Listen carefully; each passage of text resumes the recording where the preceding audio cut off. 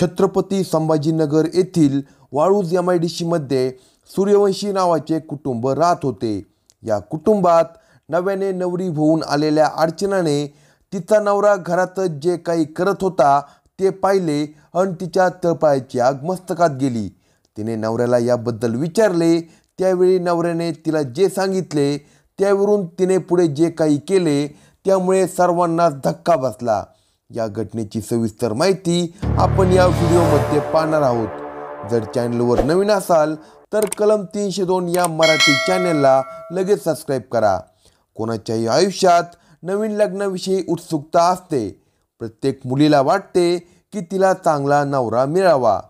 जालना येथील अर्चना चंदू नबिसरे यांची देविका नावाची मुलगी वयात आली म्हणून तिला मुलगा पाहण्याचे कार्यक्रम सुरू झाले.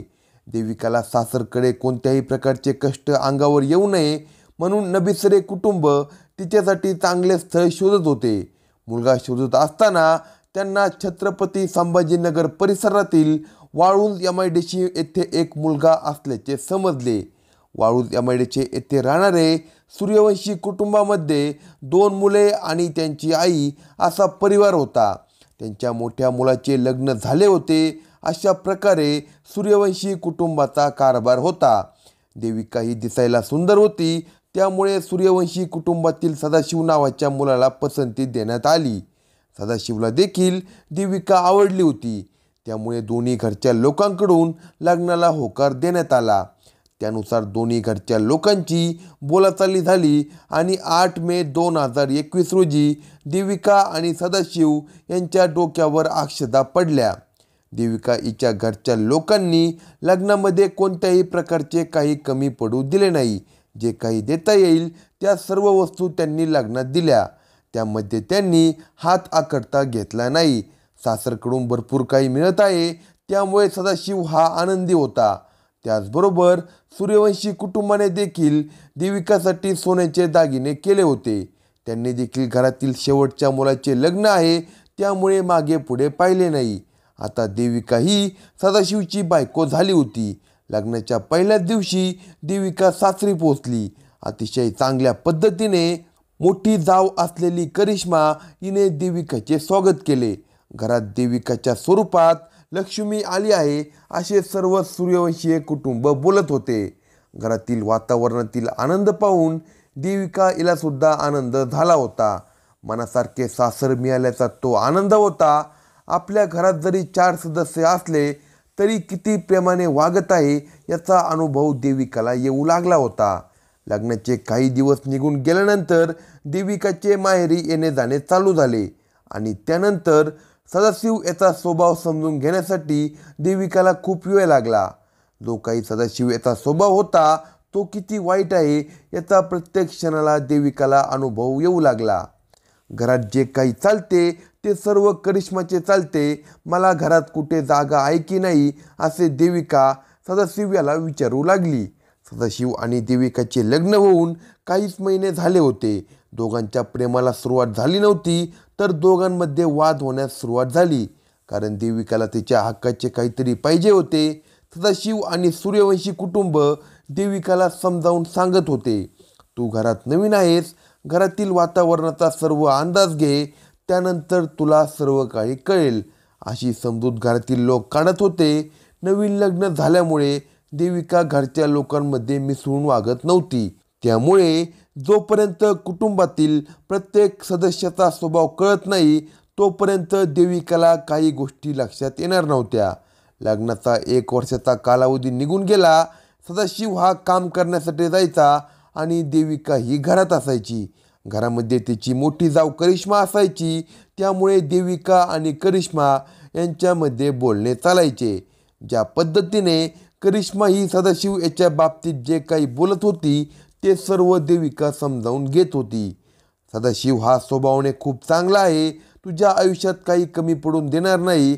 त्यामुळे त्याची काळजी घेत जा. घरातील मोठी व्यक्ती काहीतरी समजून सांगत आहे. त्यामुळे देविका सर्व समजून घेत होती. घरात वर्षभरात जे काही भांडण सुरू झाले होते त्याला कुठेतरी आळा बसू लागला होता. एका भांडणाला आळा बसत असताना आता सदाशिव याचे लग्न होऊन 1 वर्ष झाले होते. रात्री देविका झोपी गेली की सदाशिव हा उठायचा आणि शेजारच्या खोलीमध्ये जायचा आणि काही वेळानंतर पुन्हा तो देविकाच्या शेजारी येऊन झोपायचा. जे काही चालू होते त्याची देविकाला काहीच कल्पना नव्हती, पण ज्या पद्धतीने करिश्मा सदाशिवबरोबर वागत होती त्यावरून तिला ही बाब खटकत होती.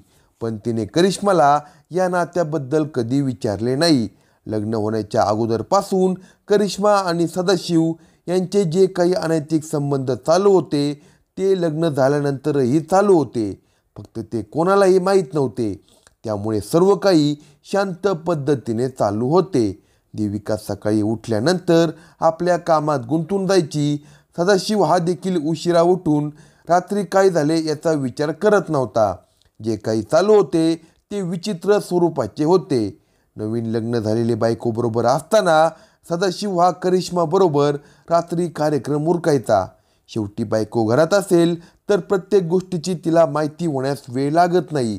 काही दिवसांचा आनंद सदाशिव याने घेतला होता, पण आता या अनैतिक संबंधांचा भांडाफोड होण्याची वेळ आली होती. काही गोष्टी देविकाच्या नजरेसमोर घडत होत्या, मात्र ती दोघांनाही काही बोलत नव्हती.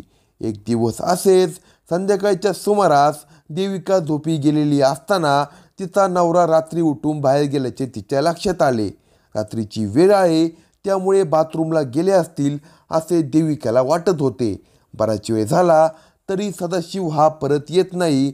हे जेव्हा देविकाच्या लक्षात आले त्यावेळी तिने बाहेर जाऊन पाहिले. त्यावेळी शेजारचीच करिश्माची खोली होती. त्या ठिकाणी काहीतरी आवाज येत असल्याचे देविकाच्या लक्षात आले. दरवाजाच्या फटीतून तिने पाहिले असता तिला त्या दोघांचा कार्यक्रम चालू असताना दिसला. सदाशिवच्या बाबतीत सभ्यता सांगणारी मोठी जाऊ करिश्मा त्याच्यासोबत उभ्यानेच कामक्रीडा करत होती. देविकाच्या डोक्यात विचारांचे काहूर माजले होते.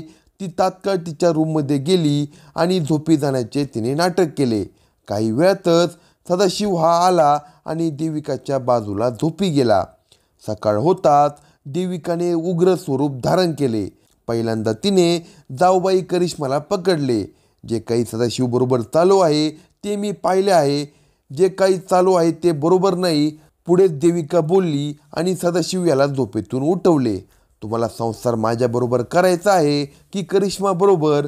देविका जे काही बोलत होती त्यामुळे सदाशिव घाबरला, कारण त्याने केलेले रात्रीचे कांड देविकाने पाहिले होते.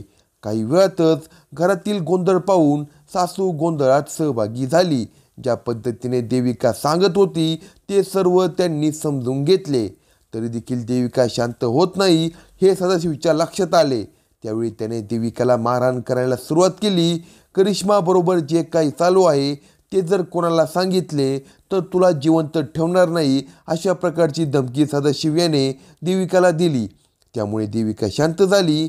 त्यानंतर बरेच दिवस करिश्मा आणि सदाशिव यांचे रात्रीचे कार्यक्रम चालू होते. देविकाचे तोंड जरी शांत केले असले तरी ती मनातून शांत नव्हती.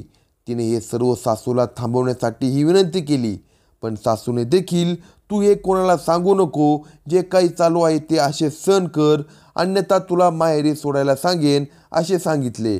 देविका सासूचे हे शब्द कानावर पडल्यावर शांत झाली. माहेरी ताण नको म्हणून 6 नोव्हेंबर रोजी तिने हे सर्व पाहणे अवघड असल्याचे सांगून फाशी घेऊन जगाचा निरोप घेतला. आता जेव्हा ही खबर देविकाच्या माहेरी कळाली त्यावेळी माहेरचे सर्व लोक धावत वाळूज MIDC येथे देविकेच्या सासरच्या घरी आले.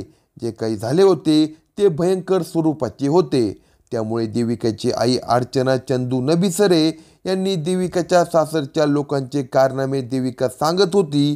त्यामुळे जे काही झाले होते ते सासरच्या लोकांमुळे झाले. त्यामुळे त्यांना जेलची हवा खाऊ घातली पाहिजे अशी माहिती पोलिसांना दिली. अशाच नवनवीन क्राईम स्टोरी ऐकण्यासाठी कलम 302 या मराठी चॅनेलला सबस्क्राईब करा आणि आपल्या प्रतिक्रिया कमेंट बॉक्समध्ये कळवा.